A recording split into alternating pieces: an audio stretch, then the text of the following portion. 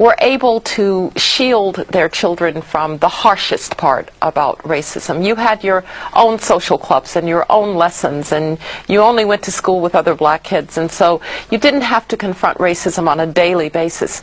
But then in 1962 and 1963, Birmingham turned very violent, and there were bombings in communities almost on a daily basis.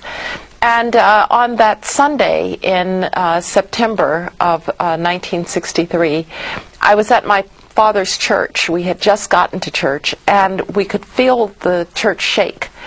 And everybody knew that there had been a bomb. And we learned a little while later that the bomb had been at 16th Street Baptist Church.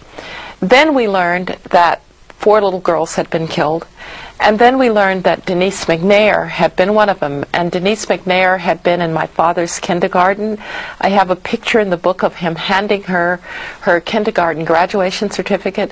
Her family and my family knew each other. We played together. And so I was just very hurt and devastated. I wondered how people could hate little children that much. And it was frightening to be a little child under those circumstances, too. Well, it's not easy to be always sweet in an unfriendly situation. When do you remember that you had to stand up to protect your own dignity in front of unfair situations as a young girl? I remember very well in my class that I was in college. I was a freshman in college. I was only 15 years old because I started college very young. And there was a professor who was giving a lecture about how black people had an inferior intellect. They were somehow not as intellectually gifted. And I thought, what is he talking about? How dare he say something like that? And so I actually challenged him on it, and I said, you understand that, yes, the IQ scores, the test scores of blacks are sometimes lower than their white counterparts, but that has to do with circumstances, and that has to do with environment. And then I said to him, after all, I speak French, I play Beethoven, I'm better at Western culture than you are. Clearly, it can be taught. And at that point, I knew how to stand up for myself. 他本可以成为一名优秀的钢琴家，是什么让他放弃研究苏联音乐，而去研究苏联的将军？他强硬的处事风格让他赶着叶利钦说不。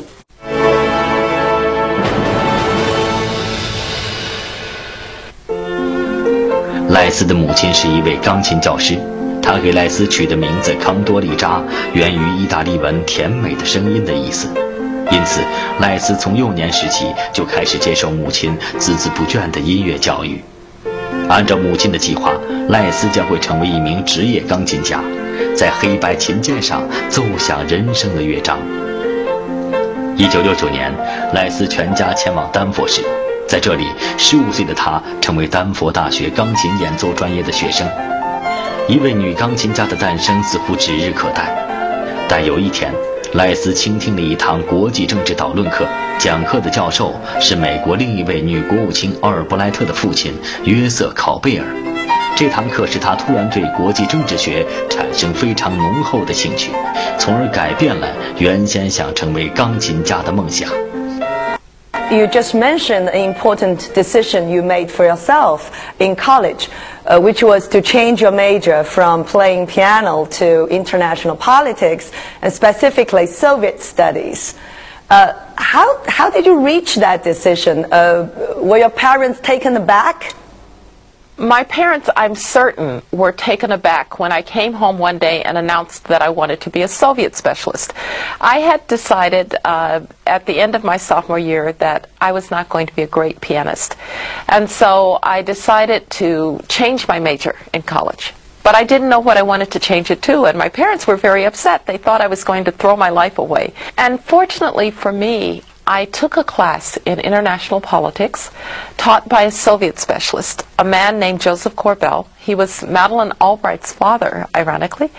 And I just knew all of a sudden what I wanted to do. I loved the lectures that he would give, the stories he would tell about diplomacy and international politics and the Soviet Union. And so I decided, I know what I want to do. I want to be a Soviet specialist. And fortunately, my parents got over their shock. 1974年，年仅19岁的赖斯从丹佛大学政治学专业毕业。1981年，26岁时，精通4门语言的他成为丹佛大学中最为优秀的博士生。之后，他受聘于美国著名的斯坦福大学，从助教到副教授，再到教授，在教学上深受学生喜爱，而在学术上也硕果累累。1993年，年仅39岁的赖斯被斯坦福大学评为学校里的2号人物、教务长，而他一上台就需要解决一个非常棘手的问题：削减财政预算。You also made some tough decision as the youngest provost at Stanford, a decision of budget cutting and laying off people which didn't make you more popular. How did you decide to stand by your decisions? Was it tough? Was there a moment of self-doubt? Well, as provost of the university, when I became provost of the university, which is the second-ranking position at Stanford, and the person who really runs the internal operations of the university, I knew that Stanford had a big budget deficit, and I knew that I had to make tough budget cuts. And so I expected that people would not be happy. I really do think sometimes that if you are not criticized for a decision, then you've probably made a decision that's not very consequential. And so I made the decisions, but I knew how to stick by a decision, and when we were able to balance the budget and then go on to start rebuilding programs, I felt that I had been vindicated for the decisions that I'd made.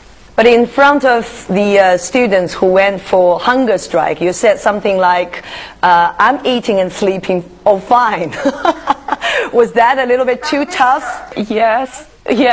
Well, you know, I was very young. I was 38 years old. I had never even been a department chair in the university, let alone the second-ranking